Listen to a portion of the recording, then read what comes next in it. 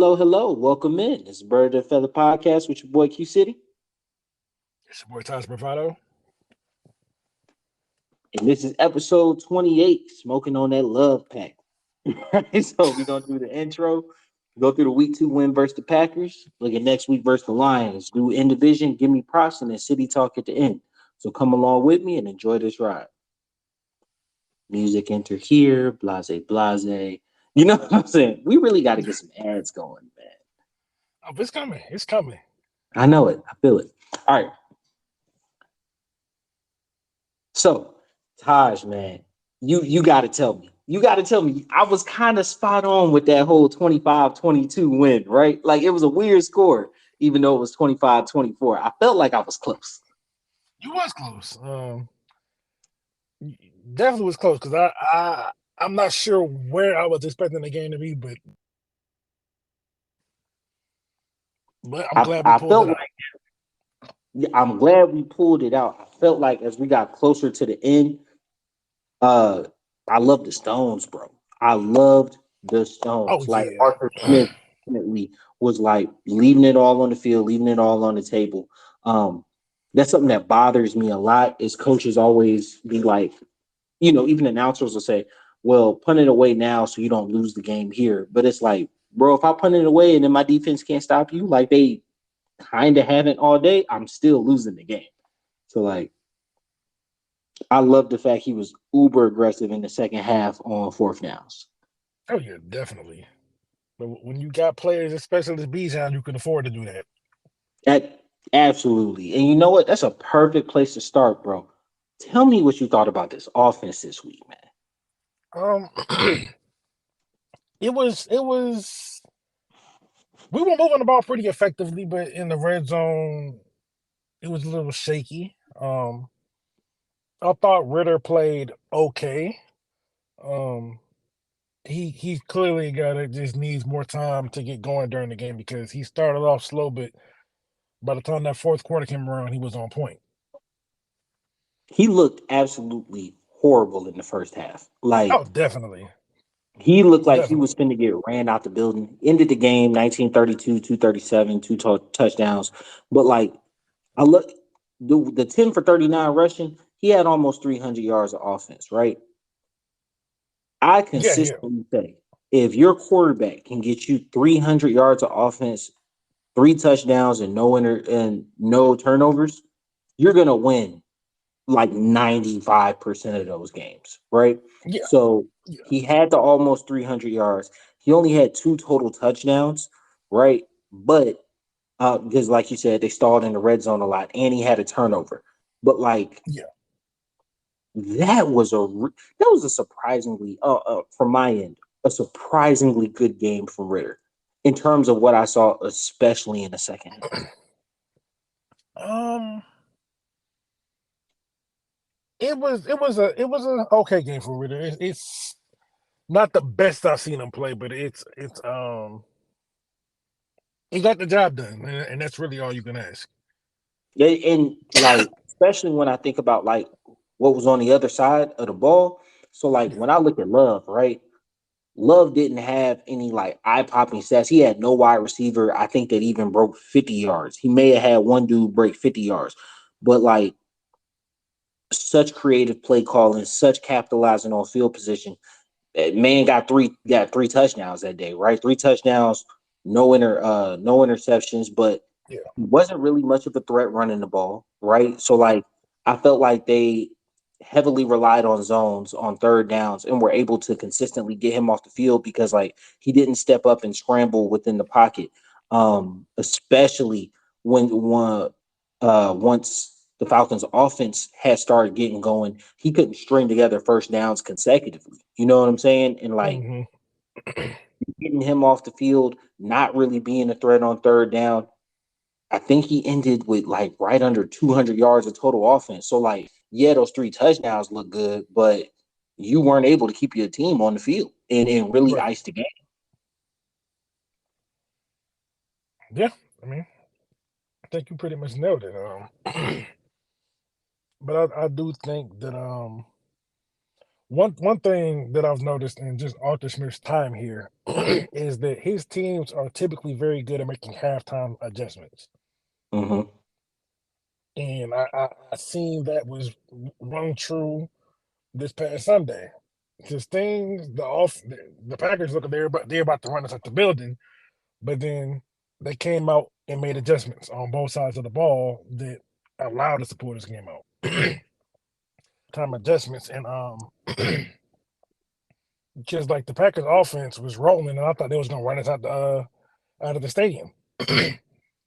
But because when you just look back at the game, even though they was rolling, a lot of that was just coming from penalties. They cleaned up on the penalties in the second half because the Packers weren't really able to move the ball that well on us up the field.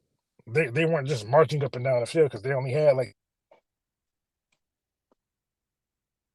maybe like 230 or 460. Yeah, no, like they really shut down the run, which was like a great piece, great point. Um, Falcons only got one sack.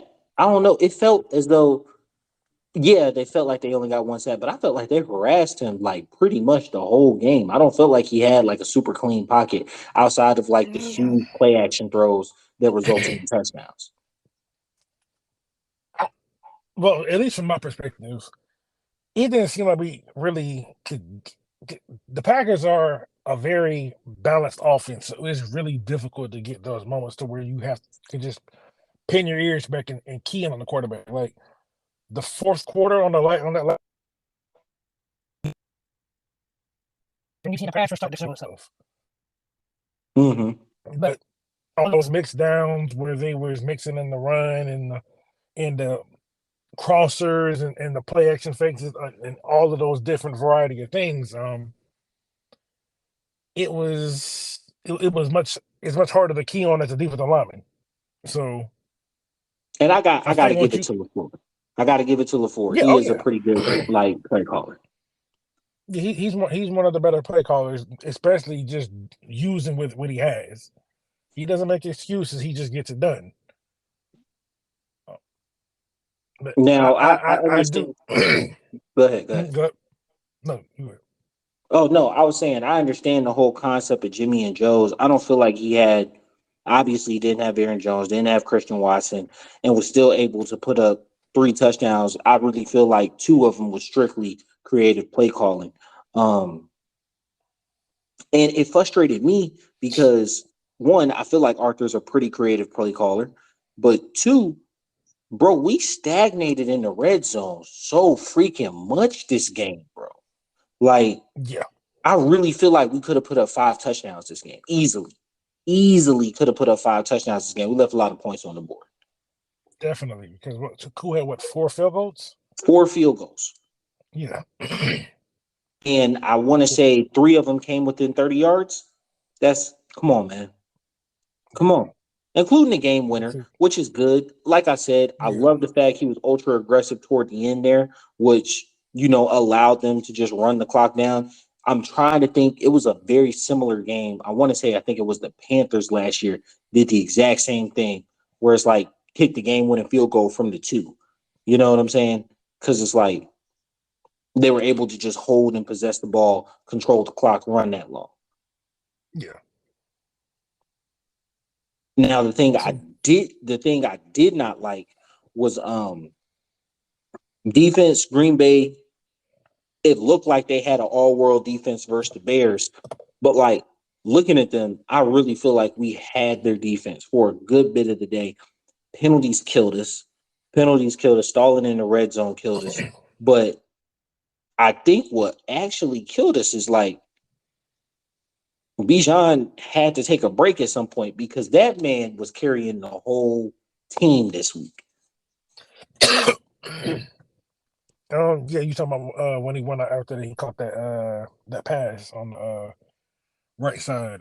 Yeah, in the post game interview, he just said he when he got tackled, they hit him, and got the air knocked out of him.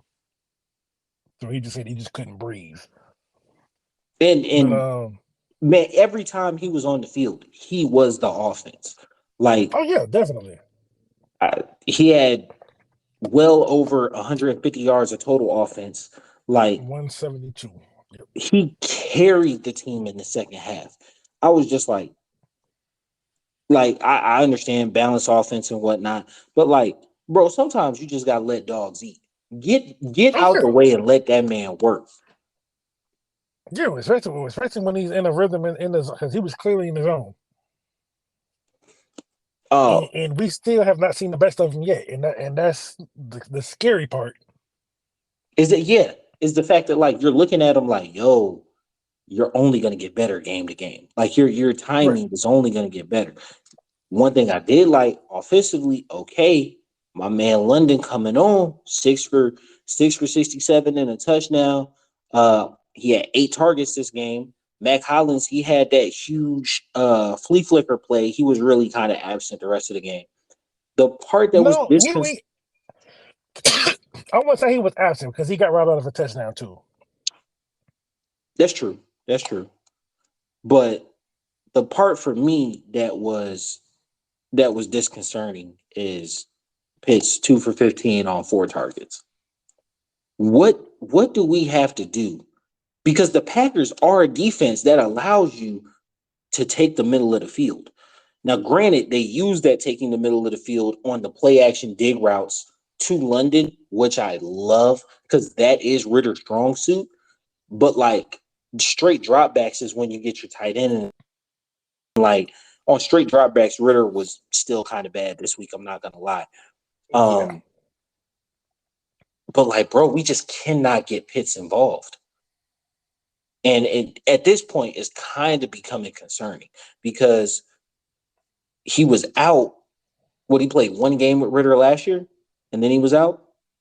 No, he didn't play. He didn't play with He Ritter played at all no last games year. with Ritter last year, and Yeah. through 2 games this year, he has 6 receptions for right under 50 yards.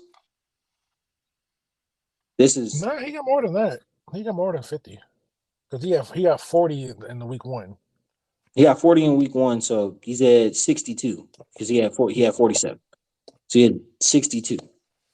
6 receptions, 62 yards, which isn't a bad per average, but like if you put that out, what that's 3 yards, there's 3 receptions, 30 yards every game, times 17 games, he's not going to play. He's not going to play 17 games. But even if you said times 17 games, that's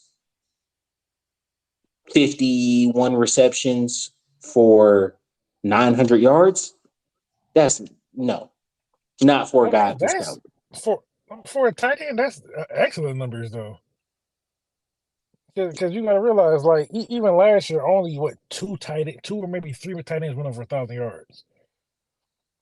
And It, Kyle it, Pitts has the talent to do that. Like he does, I don't accept mediocrity from him specifically. Now but I understand that your first season was with Matt Ryan. And people don't give Matt Ryan his just due. He sees the field amazingly. You were a weapon. Julio wasn't there. Obviously, like he's gonna look for you. Your numbers are gonna like look a little better. yeah. Last year, Mariota couldn't get you the ball. You got hurt. Okay, cool. This year, like I don't know. I'm looking for him to average between 5 and 7 receptions and 45 to 60 yards every single game. Like that's just the talent level that he has specifically. That is the talent level. But I think when it comes to Pitts, it's not Pitts' fault. Why with the production? It's not a scheme thing. It's not a Pitts thing. It's just a quarterback thing. Because in the similar scheme, he put up 1,000 yards with Matt Ryan. The the Yeah, the, the scheme the scheme is there. It's just the quarterback play is not there. Will Ritter get there? That's a whole nother conversation. But isn't doing anything wrong. It's not like he's dropping passes or he's not getting open. Because if you go back and watch the all 22s, he's open. It's just whether or not Ritter sees him or he has the time.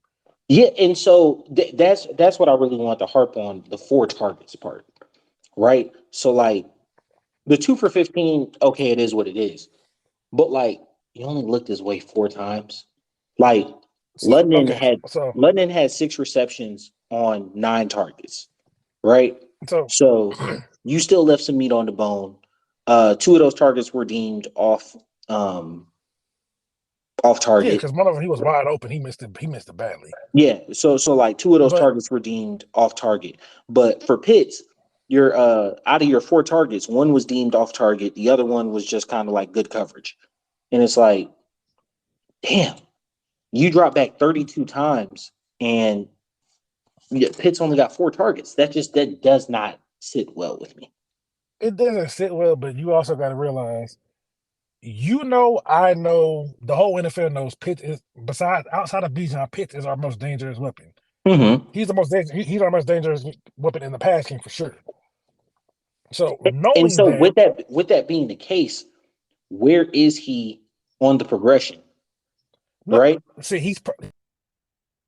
well, it just depends because different players call for different reads.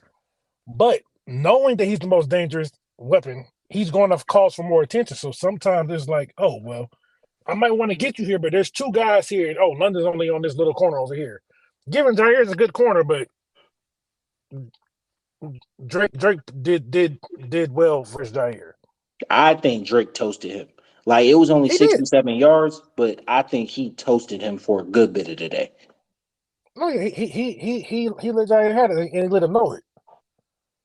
So Now I think, the person to me that like really struggled offensively was Pitts, of course, but Algier.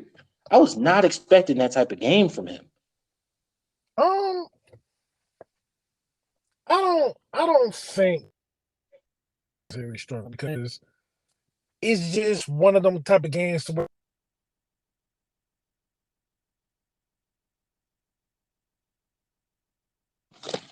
the fact that Bijan is able to operate so well in tight spaces is what allowed him to thrive in that game.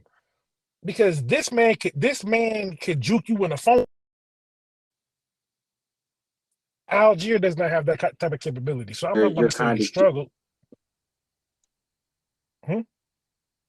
no. I was saying, yeah, So like I get that's not his forte, but him being put yes, in a position where he was kind of just a battering ram for the day resulted in like 3 yards per carry. Like it, it, it seemed as though whereas last week he came up with the clutch runs of 6 to 7 yards to consistently keep the clock turning, keep us on the field. This week he was putting us almost behind the sticks on second down. well, you also got it's different defenses. Like each, like as Arthur Smith says, each week is its own entity. So yes, he True, did true. extremely well week one, but you can't really look at that and then compare it to week two because those runs that were there week one weren't there for week two because Green Bay is a more talented defense. True, true, true, true. They have better linebacker play. They have better D line play across the front. So there are things that just won't be there for a running back like Algier because like for Algier you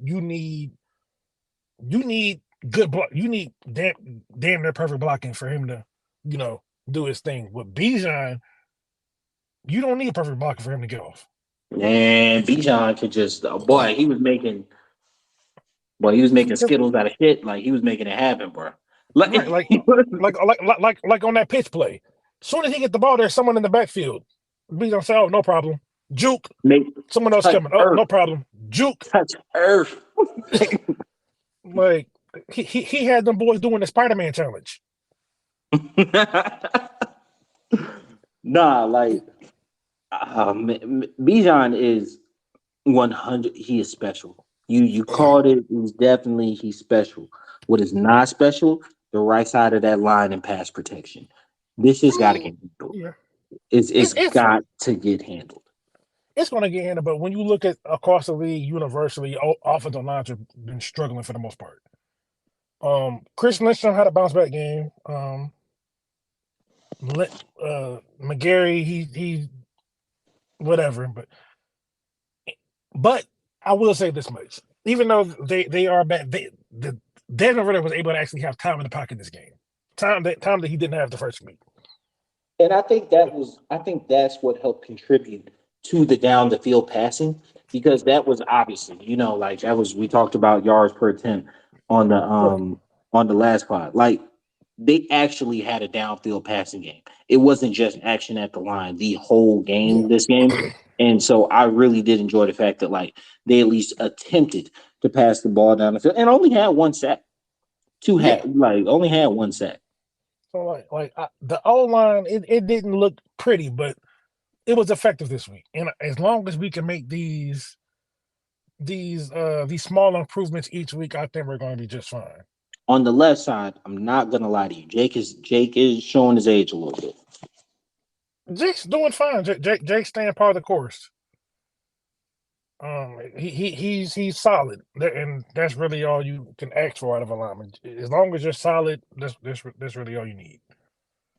Jake's never been the elite guy, but he's never been a bum. As No, long he's as never he's no, solid, yeah, yeah. He's never been a bum. But like I think it's a more precipitous fall from average when age catches up to you rather than great. So like Trent Williams, like he probably won't be playing at his level, but like as he ages, he's just going to be from an all pro level to a pro bowl level. You know what I'm saying? Whereas like top end Jake Matthews is pro bowl level, and as he's aging, he's just like very much league average or below league average as a left tackle. I do think that like as we progress onto the year, they already drafted Bergeron. I don't think they would ever kick him outside, but like I think that's probably going to be a focal point in next year's draft. um, I imagine it. I imagine they address the line at some point. No, no, no. Yeah, Whether probably it not be first whether it round. be whether it be this year or next year, but I do expect them to address tackle specifically in one of the next 2 years, whether that be via the draft or free agency or trade. But I don't think Jake is. I don't see personally don't see the drop off with Jake, and Jake's not even that old. Jake's only like what 31, I think, which is still fair years for a lineman. I think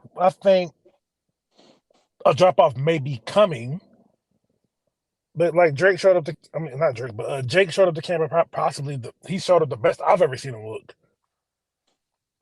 and I think it's gonna be fine. It's just just universities throughout the league line have been struggling.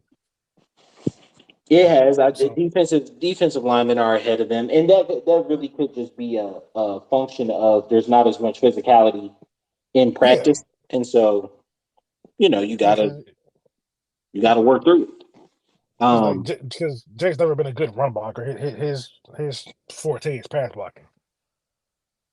He's and been and He's and this been okay offense in run doesn't blocking. really lend to it. No, no, but he's athletic enough to get in the way and make those key blocks. Like he's not terrible in run blocking. He's good enough, but it's just he gives you that balance that you don't really find in a lot of tackles. The thing I found ironic that I really enjoyed is that we were the team to walk a team down this week, though. Oh yeah, Green Bay scored that touchdown late in the third, and I'm not gonna lie, I my mind immediately went to okay, so this is probably it. We're gonna go ahead and call it a day, right? Ritter goes down, scores a touchdown. Then I was kind of miffed that we kicked a field goal, but like at that point in the game, I understood not going for it on fourth yeah. Just because get points. Just keep get getting get points. get get the points, and your defense had started doing a great job of getting them off the field. Um, and then ending the game on like the five. You know what I'm saying with the field goal from Koo. Uh, Yeah. I would have loved to put it in there, but I understand you're taking it all the way down. It felt good to be the team to not blow a lead, but like walk a team down all the way. Have their quarterbacks.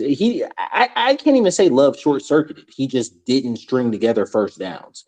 Um, Mhm. their run game was like not a factor at all for a majority of the game, and Right.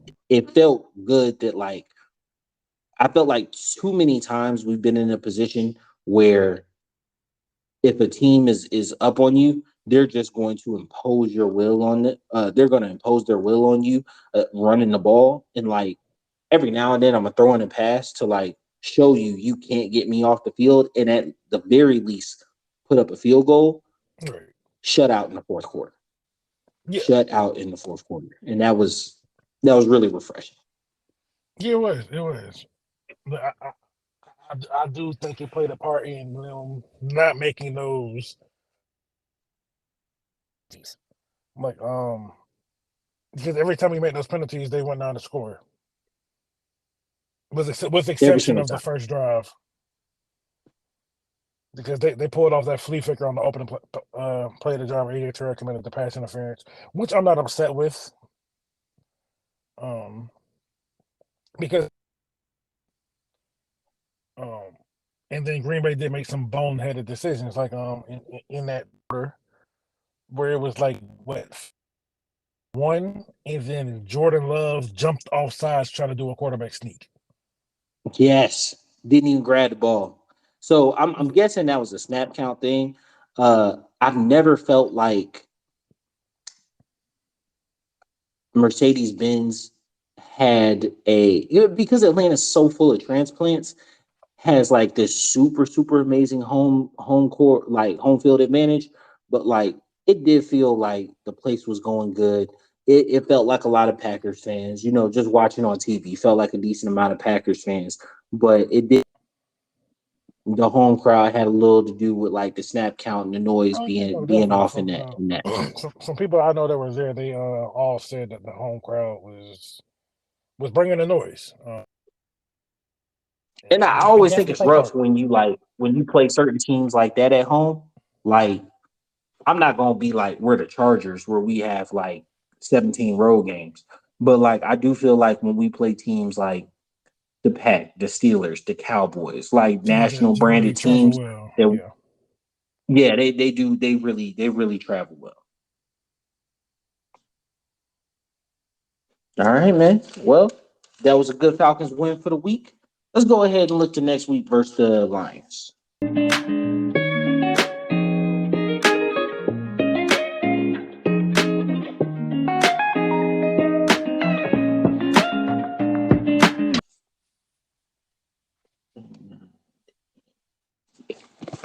All right.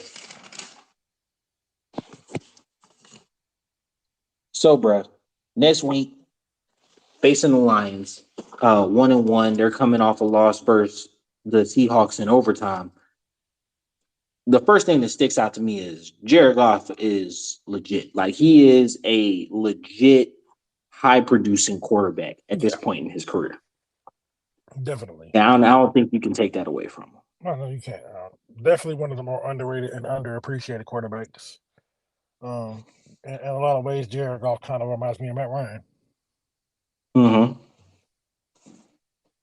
I think that his marriage with Ben Johnson right now is really like they're in a groove offensively play calling. They scored 21 versus the Chiefs, but dating back to last year, I want to say 7 out of their last 9 games, they've scored at least 30 points. Oh no, yeah, they were So rolling. Yeah, yeah, so this ain't gonna be a 25-24 type of game. Atlanta is going to either A have to put up some points or B be crazy ball control. And I'm really kind of interested to see in what way they go this week. What you think? I think this week is Desmond Ritter's breakout game.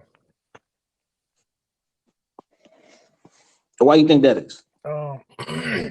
Because Detroit is, I mean, defensively, they're about the middle of the pack defense, but they're missing what what's the safety? C.J. Gardner Johnson.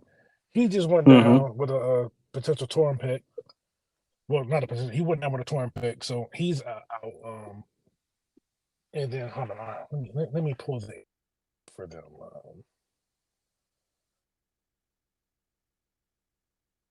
A good amount of pieces. While you looking that up, I was gonna point out, yeah, like that was one of my highlights is that the defense isn't super key right now. Even with Garner Johnson, they were getting lit. up. And what I've noticed is that they're susceptible on the sides of the field, not the middle of the field, right? Right. In the secondary. I don't feel like that bodes well. I don't feel like that bodes to Ritter's strengths, right? So once, like we talked about, he's a middle of the field passer. Yeah. I don't know if that's like a see it and do it type thing or low anticipation.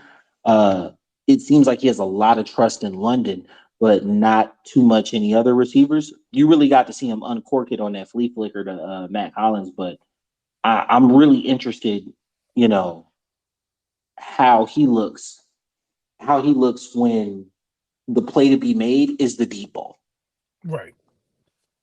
So and you're in a dome, so it's not like you're on the road, but you're still in a dome.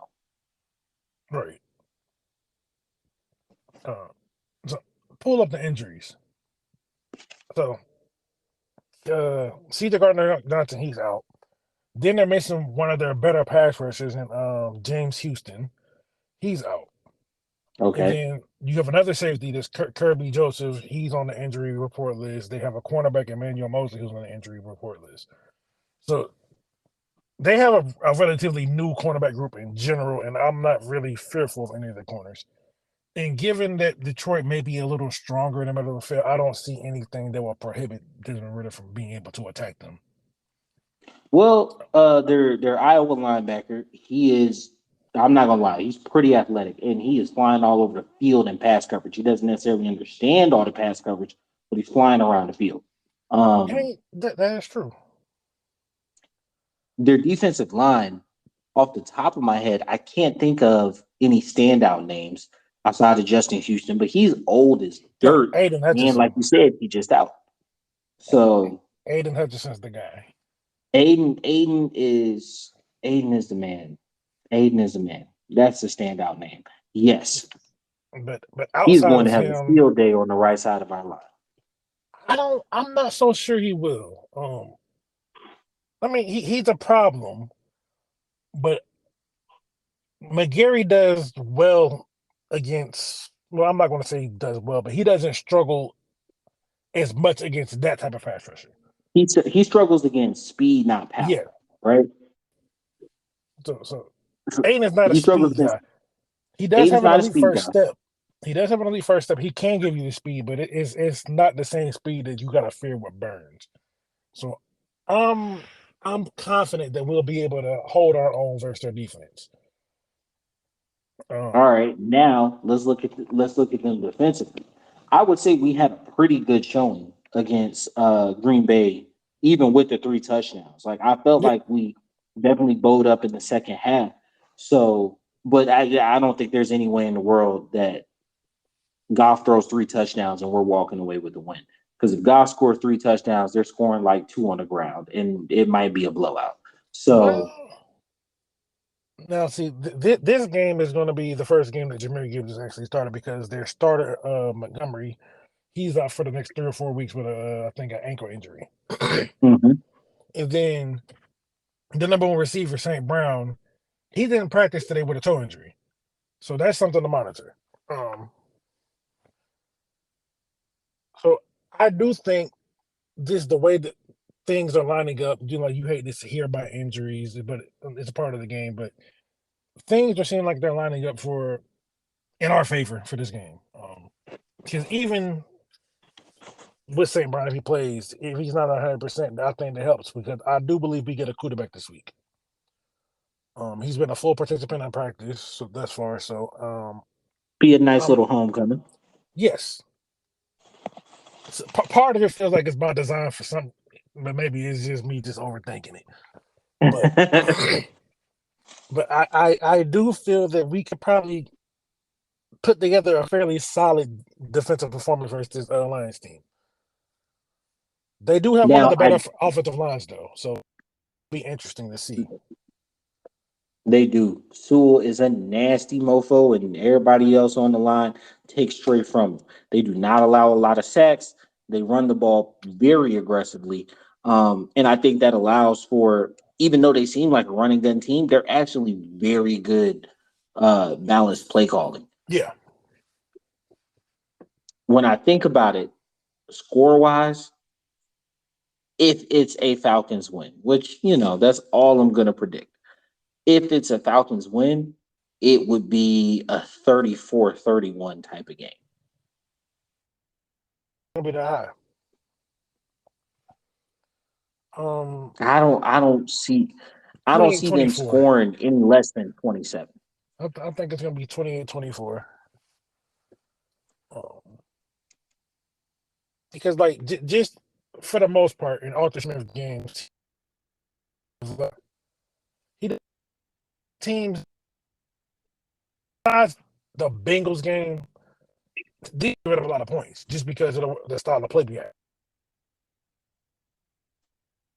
It'll be interesting to Yeah, see. like he seems to minimize teams' possessions, right? Yes. Which is which is really helpful, really cool, like all that. The Lions have shown they can score fast, right? And if you get into a situation like you did this week, where going into the late third quarter, you only have 13 points, it could be a situation where the Lions already have 28.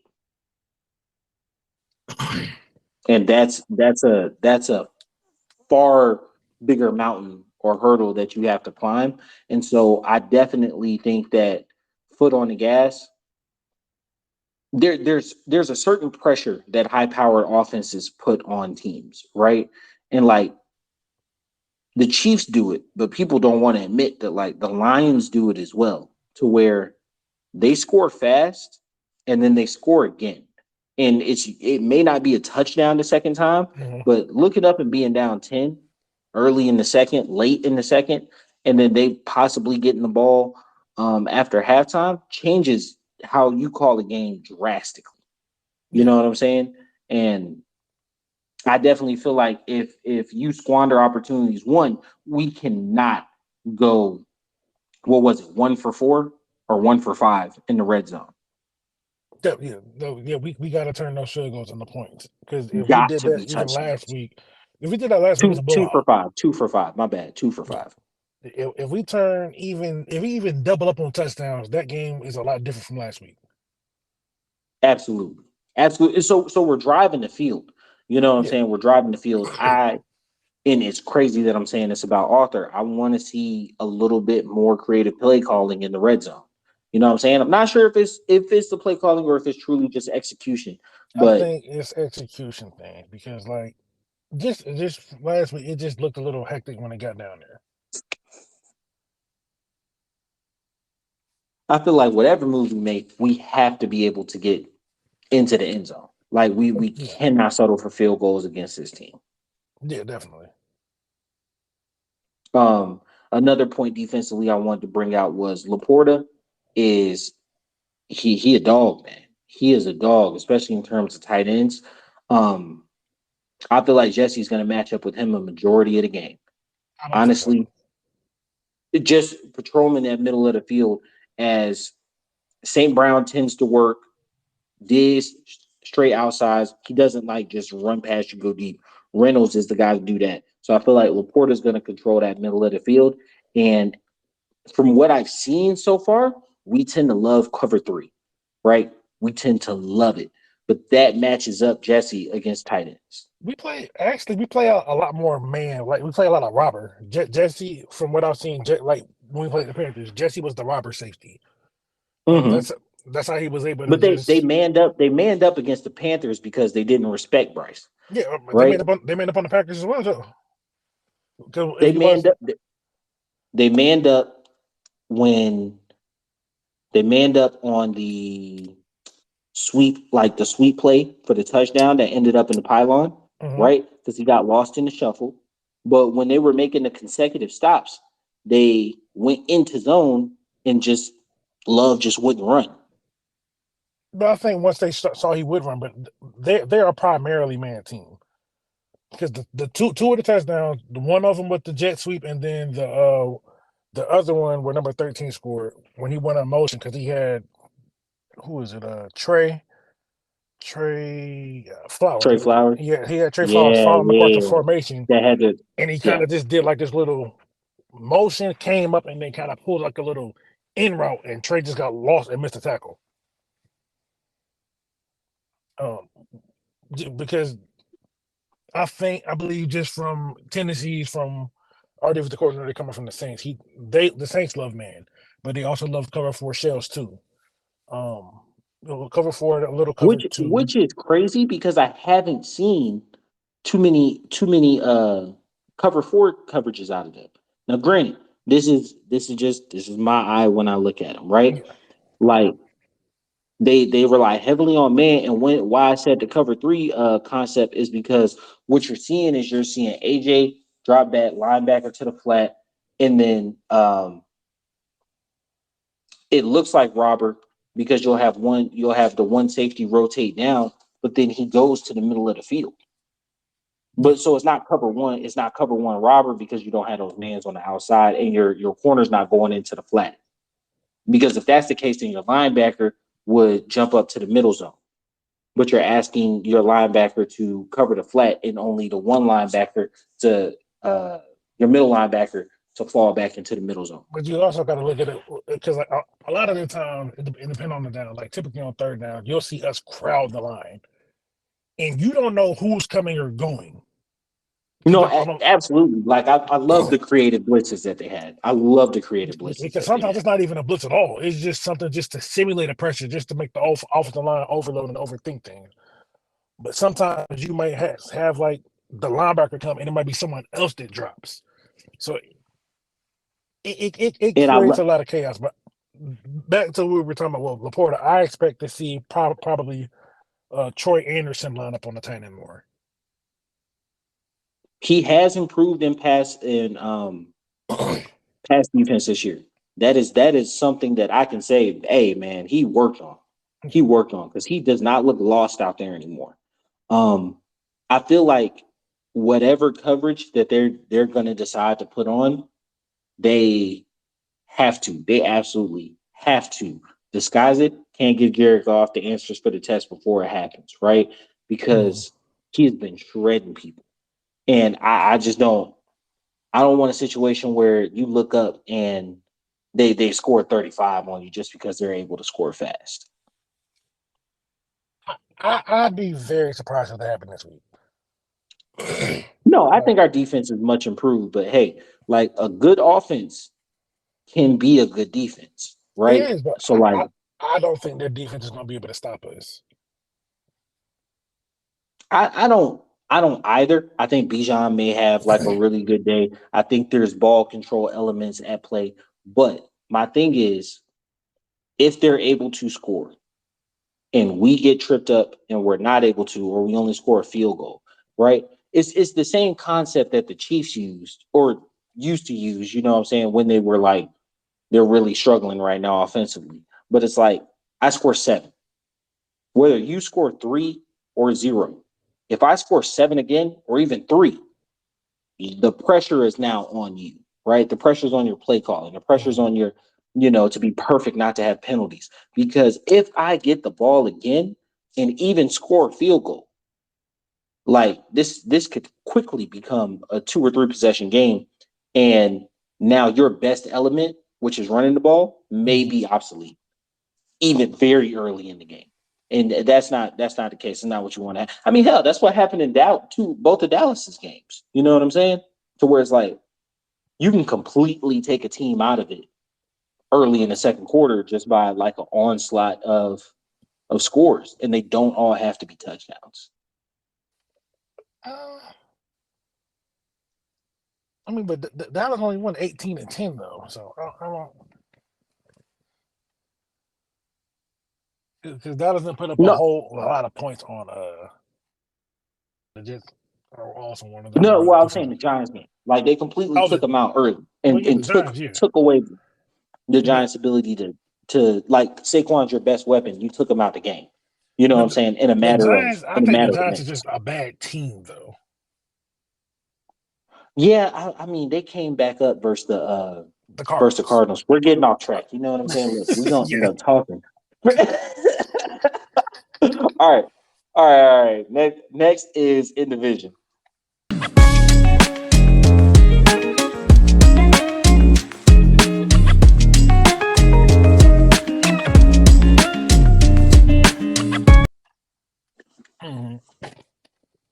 Yeah, I'm not scared. all right, bro. I'm not So scared of that, though. looking at the Falcons, right? Uh Next week versus the Lions. Obviously, we talked about that. They're 2-0 this week. The Saints beat the Panthers on Monday Night Football. Right. Next week they face the Packers, so we'll have some data against them on a common opponent. What did you think about that Saints Panthers game, man? It was ugly. As hell. It was just ugly. Looking at that, I do not fear the Saints not one bit. No. Um, I think this division is gonna come down between us and the Bucks. I'ma tell you, bro. I'ma tell you. And it sound wild. It sound like wild behavior. I don't even really fear the Bucks, bro. See, Cause like the I the think the Bears, like I can't view a win versus the Bears as like a real win I mean right that now. Just right now, just where the Bears are. You know they lost 12 straight, bro. Like I heard it on a podcast and I was like, damn, that's wild. But then you look back, they done lost 12 games in a row, bro. Justin Fields is 5-22 as a starter. oh he's horrible. Like, yo, bro, like they are just like they are a terrible team. So it's almost like, yeah, you beat them, but like losing to them would have been way worse. You Yeah, know what I'm it's saying? Like yeah. we don't think It about them as was like the number one team last year or a team with the number one pick because they traded it. But like they had the number one pick. Like y'all were a terrible team and it don't look like you got any better. no. Uh but yeah, absolutely. That Saints Panthers game was ugly as hell. Uh Carr made a late push in the game. Was able to get the touchdown. Then Bryce came back, scored a touchdown to make the game look a little bit more decent. Yeah, it's they made it look a We little more decent, but yeah, you made it look good. We talked about the Bucks. They're 2-0 right now. They beat the Bears. Next week's they got the Eagles on Monday night. So we'll probably uh similar to this week record on Wednesday since we got a division game on Monday night. yeah. But what stuck out to me, the Panthers are 0-2, right? Just had a Monday night game versus the Saints. Guess who Yeah. they play this week? Who did they play? They play the Seahawks, but they play them in the 405 slot. Interesting. How the hell do the Panthers get two back-to-back national games? I mean, the quarterback. Everybody wants to see Bryce Young, even though he is struggling right now. But they That's want to got see to him. be the only thing I'm thinking. And I'm sitting here like, this is because one, it's a train wreck. Like their offense looks ugly as hell. Like no part of their offense looks good, Oh no, right? yeah, for sure. Yeah. And when you're sitting there looking at it, it's like, okay, you're putting him on prime time. I honestly think I haven't looked at their schedule enough to look to see if they have any more primetime games this year. But I guarantee if they have any primetime game after week 8, it's getting flexed. It's getting flexed. Like you can't keep watching them because the Browns Steelers game wasn't super entertaining, but I literally like their teams in my division and we do this for a job and it was hard to keep watching that game. You Yeah, know what I'm saying? it was difficult because Like it, I'm not gonna lie to you. I ended up switching over to the Browns game hey, look. Yeah, sometimes you gotta keep it real, bro. Like I was like, yo, this is ugly, bro. because I'm just like And I have no investment enough to watch sit through this boring game, so I'm gonna watch the Browns. yeah, and it's just like the Saints offense. There's no creativity there. Now, I will say, so far their defense looks legit. Now, our defense looked real legit versus the Panthers. Gave up some plays versus the Packers, right? Two, Titans offense looked really good versus the Chargers, but the Chargers aren't a great defense. No, they're not. So, taking all those factors into consideration with a grain of salt, it does look like the Saints defense is pretty good. Uh, the Titans don't really have much of an offense. I mean, yeah, they bounced back versus the Chargers, but and then they didn't really do all that well versus the Panthers. I mean, they did what they were supposed to do, but it's nothing to where I'm just like, oh, okay, this defense might be something. Yeah, but up until that last BS drive, they hadn't allowed a touchdown this season. You know what I'm saying? So it's like they seem to have some sort of sauce there. The Yeah, Bucks oh, the Bucks look like world beaters versus the Bears. But like once again, it's hard to take that like any seriously at all. I feel like this Bucks Eagles game might have a real might be a real barometer on whatever this team is and give us some insight into what they're going to be. I think the Packers are going to bounce back versus the Saints. So I'm looking at Saints 2-1. I honestly think the Bucks could be 3-0, and I the do. Lions will be a tough game for us. So like we could be looking up at 3-0 and have 2-1 teams. I don't think that the Panthers beat the Seahawks. I think they fall to 0-3. And like I said last week, they get to about 1-4, they're out of it. Oh yeah, yeah, yeah. What you thinking? It's So what you think about the division? I pretty much agree with what you said.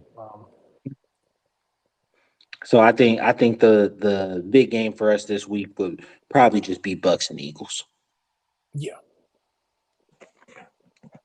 yeah. I think yeah, Bucks and Eagles, and I do think that the Bucks can pull that game out because I mean I'm really not overly impressed with the Eagles this year. They struggled versus the Patriots. It looked kind of weird, but they bounced back last week, offensively anyway, and versus the Vikings, they were able to do a couple things. He's a downfield passer, but he's not running the ball. He's not being Jalen. Yeah, So it might just be a function of getting a couple weeks, getting your sea legs back, all that type situation. But Baker's playing good ball, man. Baker's yeah, playing he good ball. is. Yeah, And so if he's able to keep that up, I think that, hey, confidence is a hell of a thing. If you can it keep is. that long term, it could make for an interesting division race. But as of now, 2-0, three teams tied at the top of the division. We living with it. Yeah. Hopefully we can hopefully we can get this thing to sway our way when it's all said and done.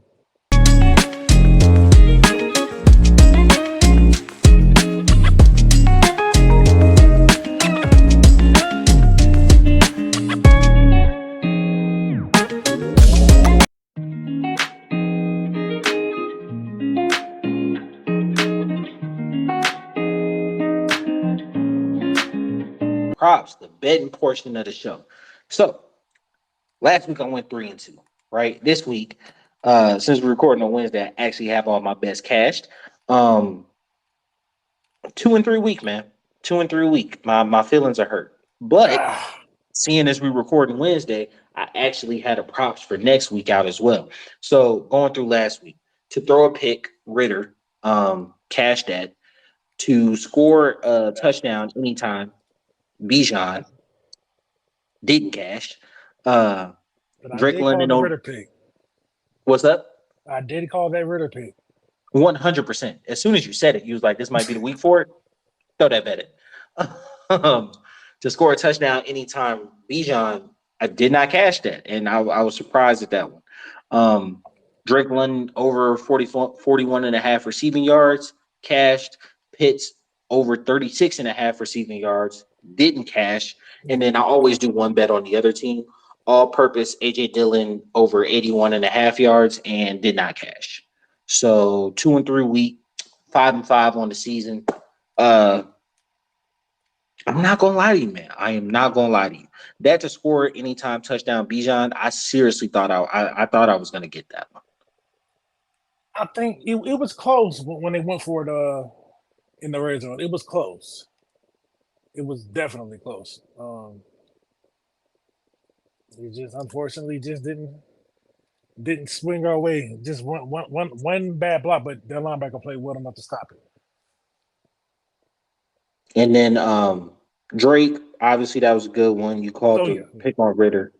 The 36, the over 36 and a half for Pitts, bro. 15 yards, bro. 15 yards, bro. You killing me. You killing me. I don't feel like 36 and a half is a crazy number to get. And I'm not gonna lie to you. I'm on this pitch train. I am on this pitch train because we haven't gone over my bets for this week, but I'm right back on it. Like you know what I'm saying? Because no, like you're gonna I hit this think this got over. to be the week. Um, I do think this week he does get something done. You got to hit this over eventually. Like you got to. The all-purpose AJ Dillon yards, he got really close to it. He was at 55 rushing, and then I think he had 8 receiving. So he was at 63. Uh, Mhm. Honestly, I just thought he's not really much of a pass catcher. I just thought he was going to get, most of it just rushing, to be honest with you. Uh, but he didn't. And like, it's a, it's bad that I lost the bet, but it's good that he didn't have that level of production. You know what I'm saying? Right, right. So 2 and 3 week, not the best, not the best. But one of the props of recording on Wednesday is that props for next week or the early props for next week are out. I already got 5 that I like. So I'm gonna run through them. Tell me what you think. Uh I ain't gonna mention no bet naps until they start paying us. So if you know somebody that has a bet nap or is a bookie, tell them to pay us and we're gonna advertise. Passing yards for Jared Goff over 271 and a half. Right. So I definitely feel strongly about that one. Um, I think he can get over 270 yards passing. Don't necessarily think that would be the worst thing in the world for our team. I actually think that if we're able to convert in the red zone, he might be throwing against soft coverages late in the game and able to rack up like garbage time yards. Uh, Kyle Pitts over 33 and a half. I need that. I don't even I like need him for the yards. Like I need it for my psyche. I got to get him one. it. I gotta get a Kyle Pitts one. I don't have a problem. Anyway, uh, to score a touchdown anytime, Drake London. Coup over 1.5 field goals and all-purpose yards. Bijan 95, 98 and a half. I'm taking the over. So tell me what you think. You said 90 and over for rushing yards or total yards. All-purpose yards. Okay, yeah, I like that. I like that number for Bijan. The I'm coup iffy on over the one Drake and a. London one. I like the Oh, cool one. I like the you cool like coup one. over 1.5 field goals? Yeah, I like cool. But iffy on the Drake London one, and I'm iffy on Jared Goff one. I'm not sure he's hitting that 271. So I'm not gonna lie to you. I'm not gonna lie to you. I thought that was kind of a high number. But like Yeah. I see a path in which he can I see a path in which he can hit that number and the game still follows the kind of script that we had stated over when we talked about next week where the defense isn't great. So the Falcons score, they convert red zone, and I envision him throwing against like prior to halftime, if I was to do a halftime prop, I could see him at 120, 130, right? Mhm, And then I mhm. see him throwing against soft defenses in the second half because his team is down. Okay, I can get behind that. You feel what I'm saying? Like that was at least my betting logic there. I can get behind that. And then the Pitts anytime the London anytime touchdown, honestly, it's just because like I was already betting Bijan on the night. I don't like to bet on the same person multiple times. So like I did Bijan 98 and a half over. So like Right. I was gonna do anytime touchdown for Algier, but I feel like, especially with Bijan not getting in the end zone last week and looking at how they converted red zone opportunities last week, I think Bijan's going to be in the game more. And so I think Algier might not get a touchdown this week. With that being the case, I felt like Pitts, I did the receiving yards, so I might as well go touchdown Drake London. I mean, I wouldn't be mad at it. But Now they had Matt Collins there, but like his odds were crazy low. And I was just like, oh, you know, we didn't talk about. They robbed that man. They oh, robbed they that man did. of a They did rob touchdown. him. They did rob him. They robbed that man of a touchdown, bro. They definitely robbed him. And Like I ain't had nothing on him. I ain't had nothing on him, but I know somebody. Oh boy, I know a phone went through a TV. I know a phone went through a TV when they overturned that. yeah, oh yeah, because yeah, no. Because Mm-mm. it didn't make sense. Like his heel never came. Like his toe came. Both his toes were down. Then his heel came. So like I don't know, man. Like that was I don't understand the logic behind it. nah. That was a terrible call. The Um. logic behind that didn't make much sense to me. All right. Always, please bet responsibly. Know your limits. Don't do anything I wouldn't do. I don't know what Yeah, you know what I'm saying. I just like please please be don't responsible. please be responsible, bro. Please be responsible. We are sponsored by blank. Anyway, uh, up next, City Talk.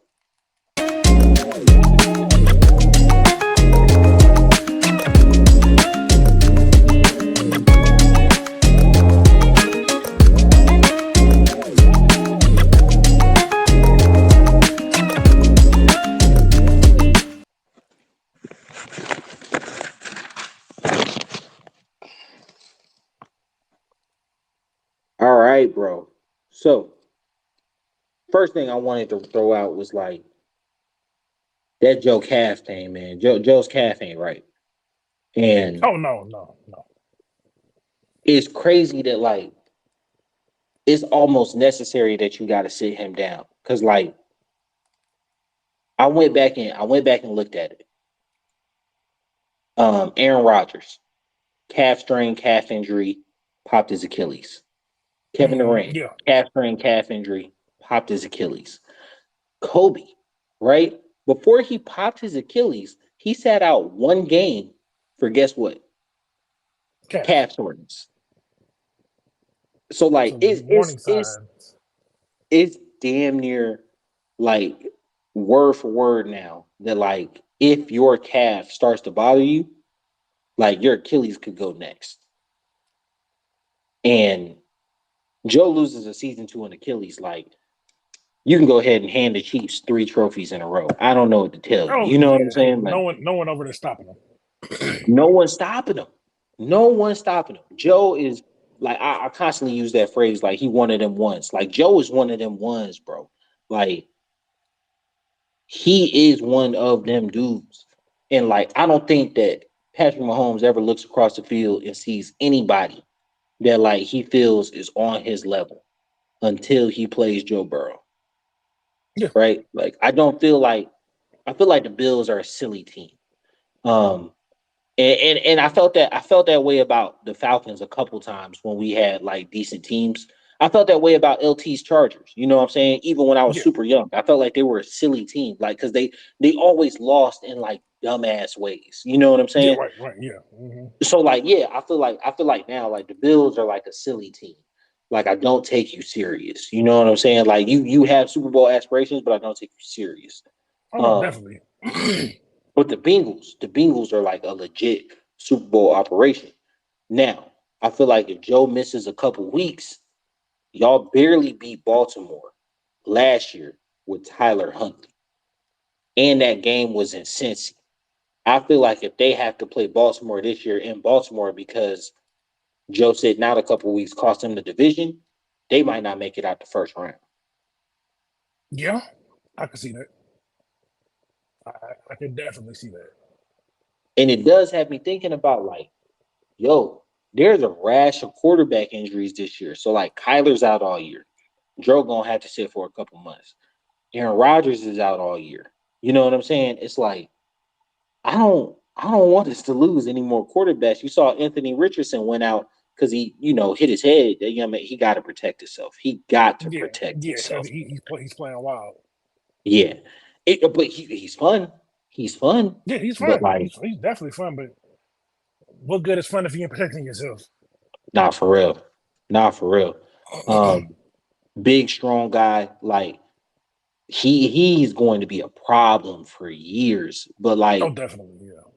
I don't know if he's. I was talking to I was because I live in Nashville now.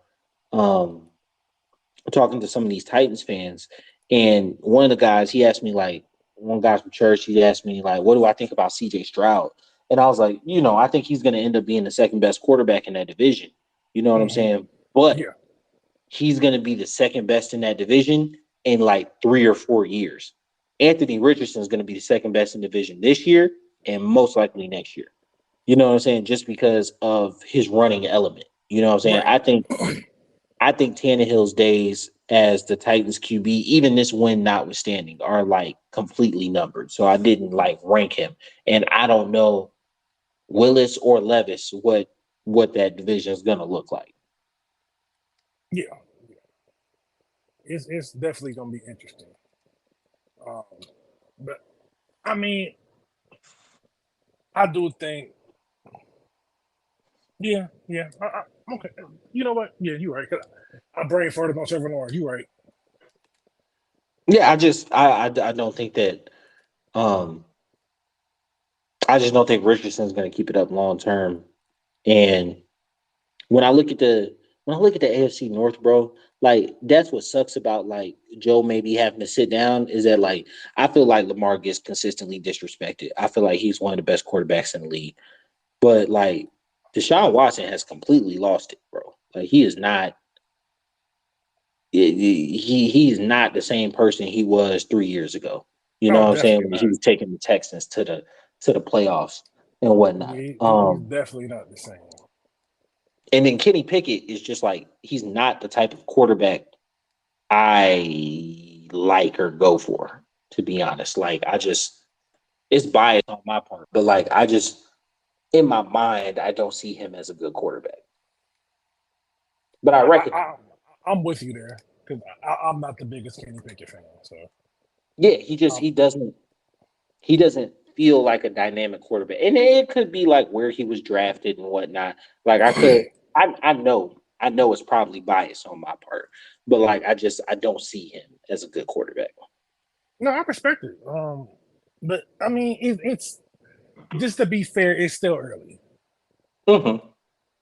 Like, so I'm not going to be too harsh on him, but because it is still early. So, but I do think, But I feel the same way about Mac Jones. You know what I'm saying? I feel the exact same way about Mac Jones. I don't think that Mac Jones is ever like a good like in my mind, he doesn't ever project to be like a good quarterback. Mac Jones Like project to me, he projects as a Kirk Cousins. high He's good. end. Like yeah, like his top ceiling is like Kirk Cousins. And like I wouldn't have never drafted Kirk Cousins 15 overall. Right, right. Yeah, there's no world in which I'm drafting Kirk Cousins 15 overall. You know what I'm saying? Like I feel like that gets missed.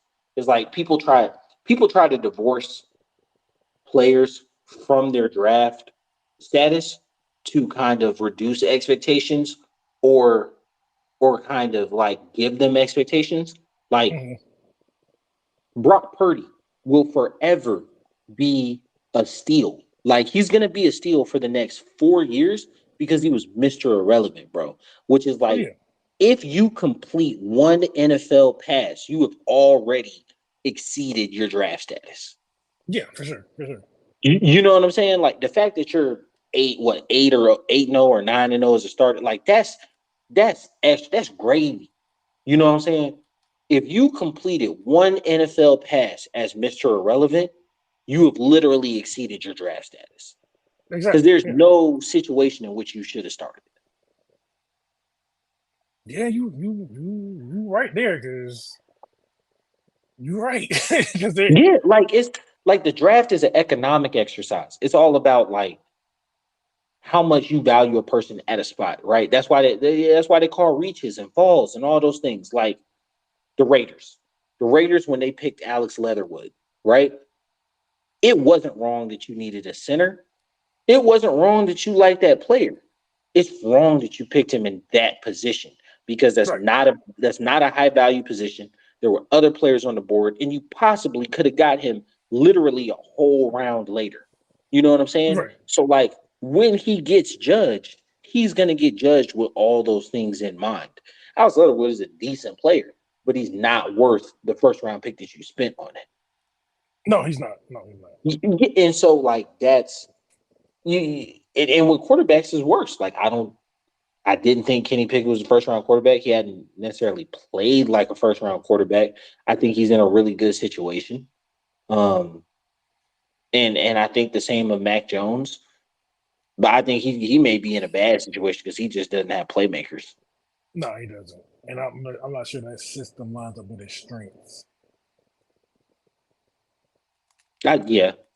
I just but it ain't all sunshine and rainbows all the time. Sometimes you just got to be a good enough quarterback to bring up what's around you.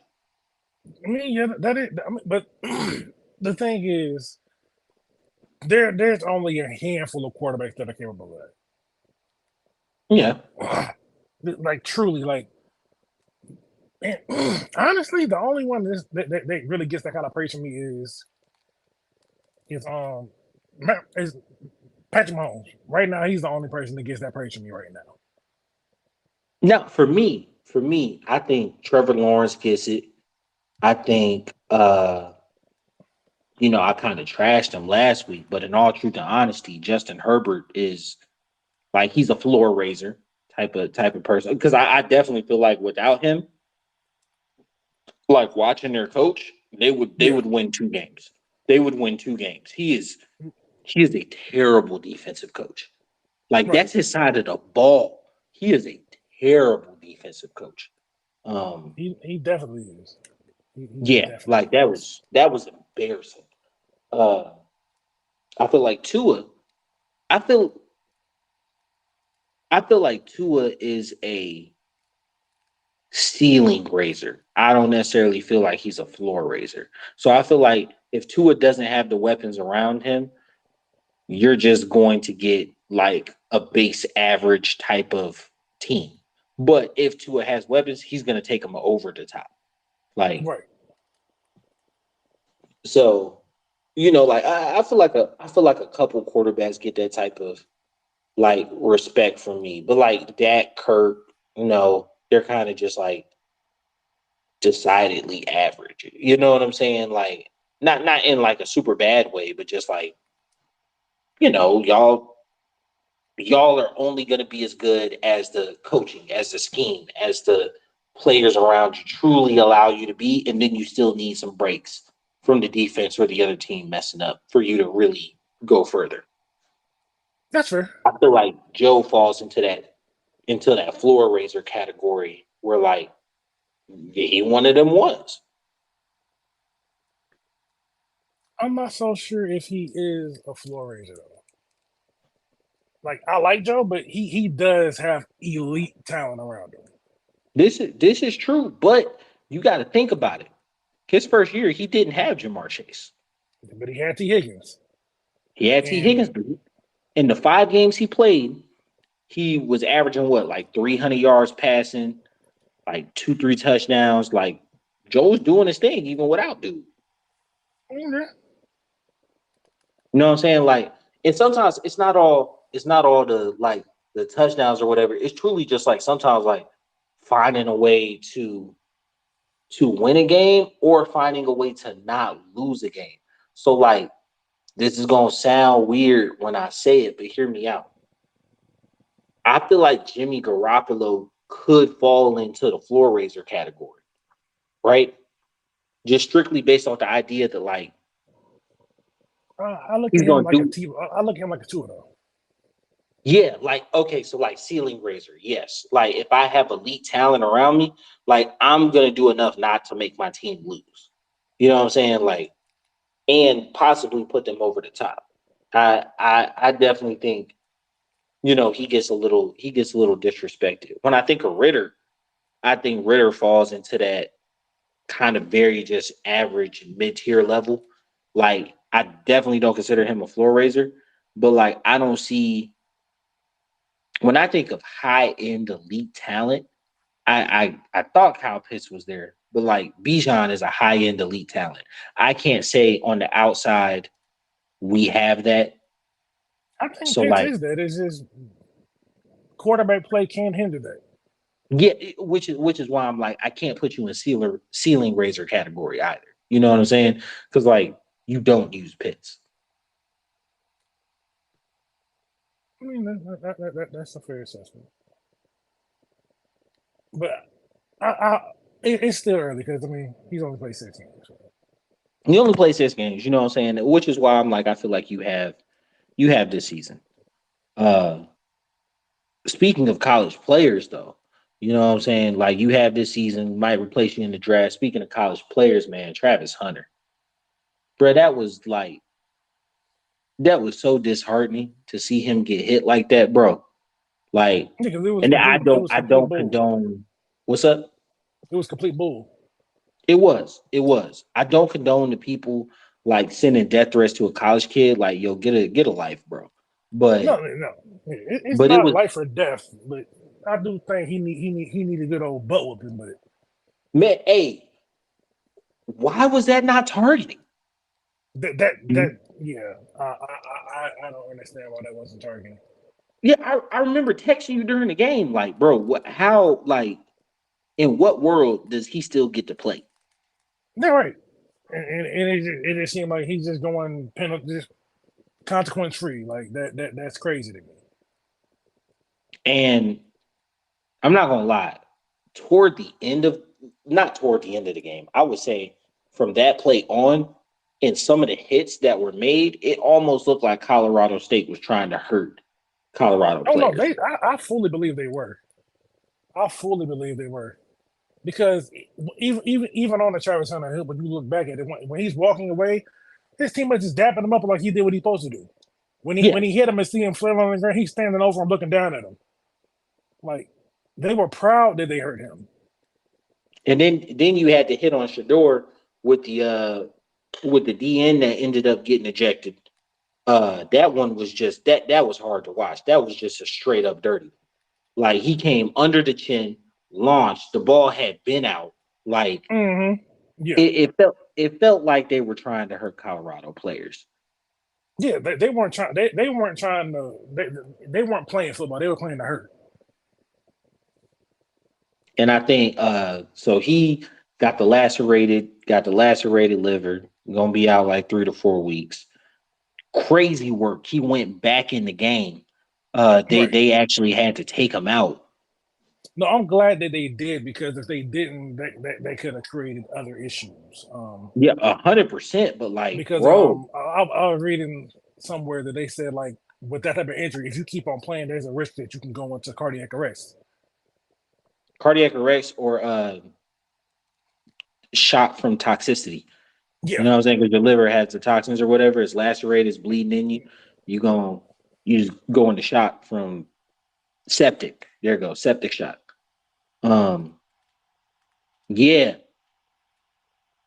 definition of built different. You understand me? Because like I played oh yeah. football and like I had a really, really bad thigh contusion one time.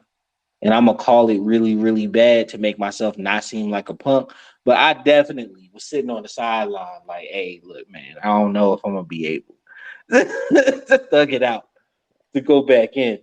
My man got a lacerated liver and was And just he's like, like, Coach, I'm ready. Like that's different. "Yeah, like tisk but a scratch." Like, nah, bro, nah, nah, nah, nah, nah. Nah. Like that's different. Yeah, but I mean, that's just bro. These dudes build different. Like, I think Travis Hunter is going to be he's literally I can't think of any comparison because and I'm gonna steal from another podcast right now. It's the Von Miller pod. He was talking about what if he's a top 5 corner and a top like you draft him Let him Oh play yeah, both. when they said about $400 million man. Yeah, yeah, yeah. But like they got there because Stefan was like, bro, you don't even have to be top five in both. Like, if You you're gotta be a good. top 10 corner and a top 10 wide, a top 15 wide receiver, you gotta combine and average that money. Like you gotta Yeah. combine and average that money. Like you can't pay me 25 a year. No, no, absolutely not. If I'm doing 45 to 50 snaps at wide receiver and I'm giving you 75 snaps at corner, you're not getting away paying me 25 a year. Like it's not Oh no. 27 a year. It's not Yeah, no, happening, bro. Like not at all. like the Because conversation that just starts at 36. logistically Like it don't make sense. no, no, the conversation starts at 36. Like then we can like if you pick up the phone and you like 31, like click. You know what I'm saying? Like Right, right. Not answering the phone for nothing less than this.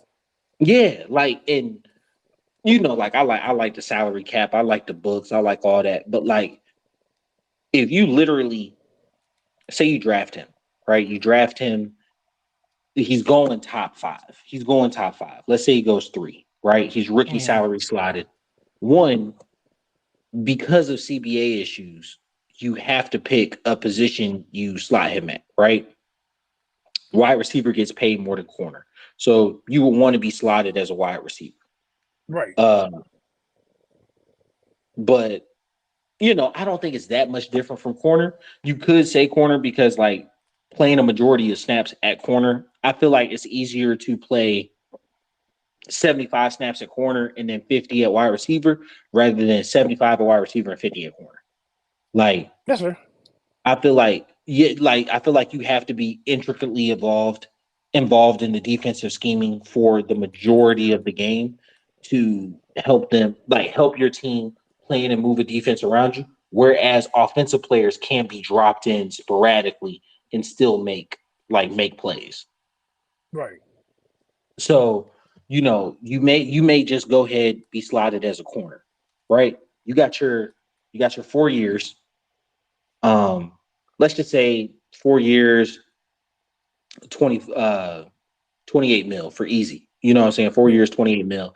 And then your fifth year option is gonna be so you're averaging 7 mil a year, and then your fifth year option is like 12 million. So all in, you 5 years, $40 million, right? After your third year, they're gonna rip up them last 2 years. So you've been paid Right. 21 mil at that time. You're not signing a deal for 25 mil a year at that point. You're not. No, you're not. It's like we're not talking until if you've consistently played 75 snaps at corner, 50 to 55 snaps at wide receiver, like all right, 36 is a little high, but like at least 33. Right. So you're looking at 33 over 5 years is 150, 165, probably guarantee 120, 124 of that. And you're gonna get another bite at the apple. Right. You know what I'm saying? When you're what's that, 24, when you're 28, you're gonna get another bite at the apple. Now, I do believe post 26, 27, 28 years old, you're gonna have to pick a side of the ball. Like you just Yeah. I don't think your body's gonna be able to hold up at No, that that's point. all. That's asking a whole lot. Like you would have to be like a spot player. Like if they use it would just be like you're full time member. We're just going to use you sparingly here. Just just because you're dynamic with the ball in your hand. Mm-hmm. We're going to figure something out. Yeah, but like once you get that age, like at that time, you're gonna have to pick a side of the ball. I think naturally he's a bit more gifted at corner. Um, I not to say he's not a really good wide receiver. He's just naturally more gifted at corner. But like, no telling where the salary cap is gonna be at that time. But like, even if you average, you know, 30, 34, or even if you just do the same 33-year deal, you know what I'm saying? Like reasonably at corner slash wide receiver, he could make 200 to $250 million playing both Right. sides of the Yeah. ball. Like in just contract. And like that's quarterback money. Right. So, prayers up to him. I hope he, recovers quickly. Can't wait to see him back out. It sucks that he's missing Oregon and USC though. Yeah. Also, I just want to put prayers up to Nick Chubb.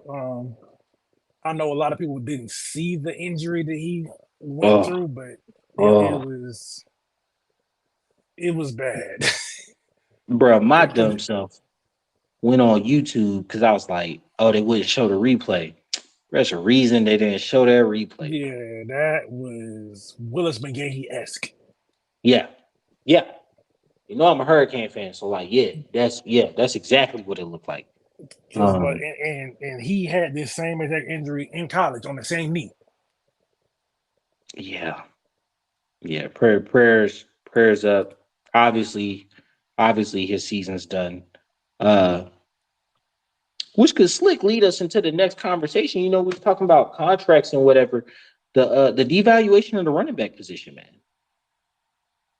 Just Yeah, Nick Chubb went out. His replacement came in over 100 yards, tutty, uh, really controlled the game. And it's like people talk about Chubb getting hurt was the reason running backs want their money, but his replacement coming in was the reason owners don't want to pay.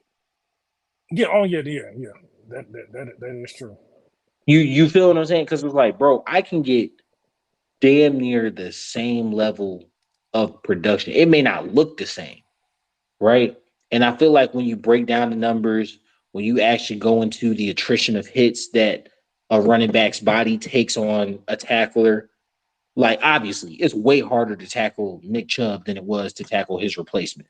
And Yeah, over the course of the game, that like leads to bigger runs, bigger points of offense, like deeper drops on play action, like all that type stuff. If you really get into the nuanced numbers, but if you just box score look at it, it's like I got a guy who can run over 100 yards. right. Well, yeah, yeah, yeah. Um, yeah, it's a tricky situation. Like it, it sucks for the running back because I mean, but there are some players that do demand certain respects. Like eventually, we're gonna get at this point in Atlanta with this this guy named Bijan. A few people may not have heard of him. Yeah, just guy in the street. Yeah, and as dynamic as he is, you gotta pay someone like that. Like you have to. So it's I hate the whole running back situation. I genuinely do because these people deserve to be paid and My fix appreciated. for the running back situation, honestly, is one. Uh, I feel I feel three positions should be able to come out after their sophomore year if they're able to, right? So Mhm. that's running back, corner, and offensive tackle, right? Okay, So I can get with that. so, so this affects a minuscule number of athletes, right? So like changing the rule to let them come out a year early, 99% of 99.9% of athletes are not going to take it, right? Like not too many people want to come out after 2 years of college. Like most people need three to like season their body, like get into a program regimen, etc. Right? Yeah, One, you let running backs come out a year earlier. Corners, I feel like you could like Travis Hunter could play in the NFL next year. You know what I'm saying? Like I don't know if he can because he is very slight. he's very slight, but I if he gets into like a regiment, a workout regiment, like his slight build is by design. Yeah, Like but he's keeping he's only 165. Like he's 165, and I think he's 19. Like what's that his that name? that's asking a whole lot. What's his name? I want to say, oh, is it Harris the second? Not no, not Chris Harris the second. It's a Broncos DB. Is it Chris Harris? Super slight, super slight dude, right? Um, obviously, Hunter needs like 20 more pounds to play in the league, Yeah, but he needs a good bit. it's almost like could you take a quote unquote red shirt league in the year, a red shirt year in the league? You know what I'm saying? Where it's I like mean, but I mean that would defeat the purpose, though. not necessarily. So if I have your draft rights, which is why I was like corner necessarily not wide receiver, is because like if I have your draft rights and I can get you in the building and I can keep a year of football off of your body, I mean, yeah, I mean that. Yeah, I see the thought process. right? But that's just with corner and then offensive tackle. Panay Sewell was good enough to come out as a sophomore, and he just Right. literally right. Any generational offensive tackle that you know of was good enough to come out after their sophomore year. There was no extra film. Uh, what's his name that went to out of Michigan that went to the Dolphins, number one overall? Jake Long. Yeah. Jake Long was good enough to come out his sophomore year. Had to wait to be a junior, right? Uh, the Chiefs drafted him number one overall. I'm forgetting his name right now. The Laramie lineman, Tunsil. Jake Fisher. Oh, no, Jake Fisher Eric was the one Fisher. that went up. Eric Fisher, right? Uh, he was a bust, and he was a fifth year senior as a tackle, right? And then end up having to go to guard out of Western Michigan. He wasn't a generational prospect. You look at Larry Tunzel, was good enough to come out as a sophomore, right? Like it's just offensive tackle should have that. But the reason I say running back should have that is because now you're at 19 or 20 years old, right? It's asking a lot. And like I said, this is so minuscule. Like this is such a small number of athletes. But allow that process for them to come out as a sophomore. Only if they're 20 years old, because I think 19 is a little too young. Only if they're 20 years old and are turning 21 in the next calendar year, right? So you had to graduate at 18. You're gonna be turning 21 by the time the next season starts, right? That Mhm. will allow you that even if they keep the exact same rookie wage scale, because a lot of people are like, oh, change the rookie wage scale or the rookie contracts for the running backs. And it's like, nah, that's a whole bunch of CBA issues. Keep the exact same rookie wage scale, all that, right? You're going to come up on your contract at age 24, right? So you actually have a leg to stand on to get a big contract. Whereas whereas right now, you're 25. At best, I'm going to give you a 3 year deal. At best, it might Yeah. be 5 years on paper, but it's really a 3 year deal, right? And I just say five so I can amortize out the money. Right.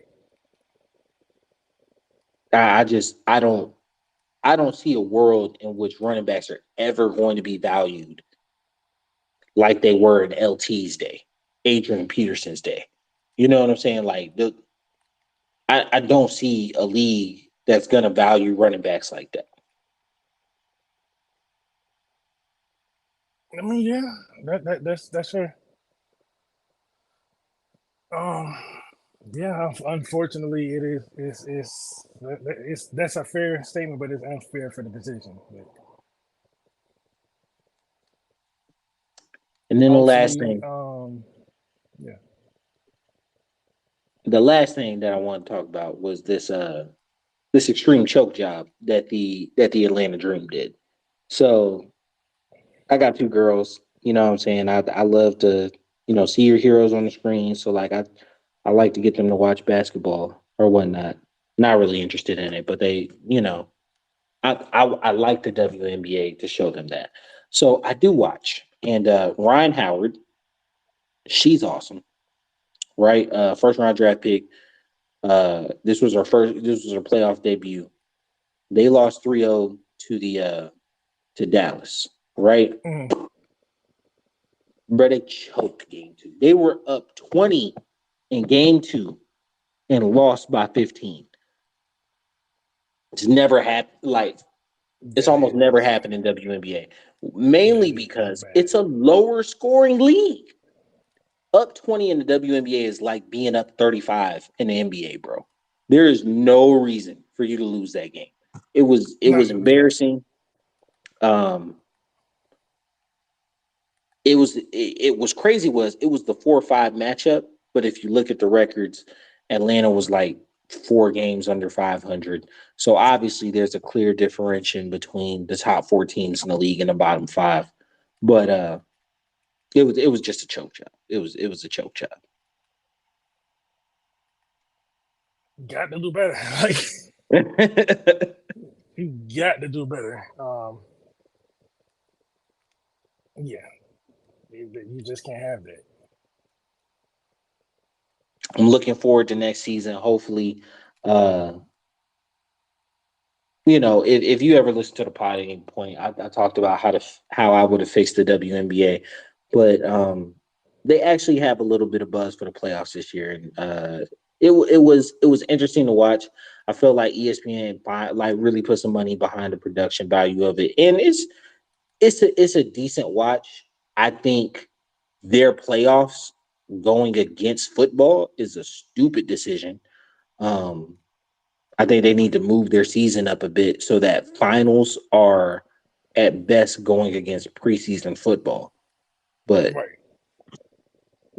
that's just people get Yeah, stuck in their ways. because once football gets going, it's a tough beat. Yeah, like the first 2 months of the NBA season is really a wash. You know what I'm saying? Like 2.5, 3 months of the NBA season is a wash because like football is still there. So that's why I'm like, but I do feel like the WNBA is kind of in a tough spot because you don't want to go against NBA ratings, obviously. Like you don't want to go against the NBA game. I feel like their direct competitor should be baseball. You know what I'm saying? Like literally start your season in like April. You know what I'm saying? Late April, early May. Finish your season in probably the second week of July, and then have your playoffs, and your finals are going to go against preseason football. And if you really time it up, your finals could go in that bye week in between the last week of preseason football and the start of the NFL week. Yeah, it's they got to figure that out. Yes, Maybe I they feel can like come just up with a go. bigger because the viewership is too much. There's too much competing. So hopefully they can figure the viewership out with that. Absolutely. I feel like we done took this one hella long. So Oh appreciate you. damn! This has been your boy Q City. And this been your boy Tyler Bravado. Come back with us. Love to hear from you again. We out. Yes, sir.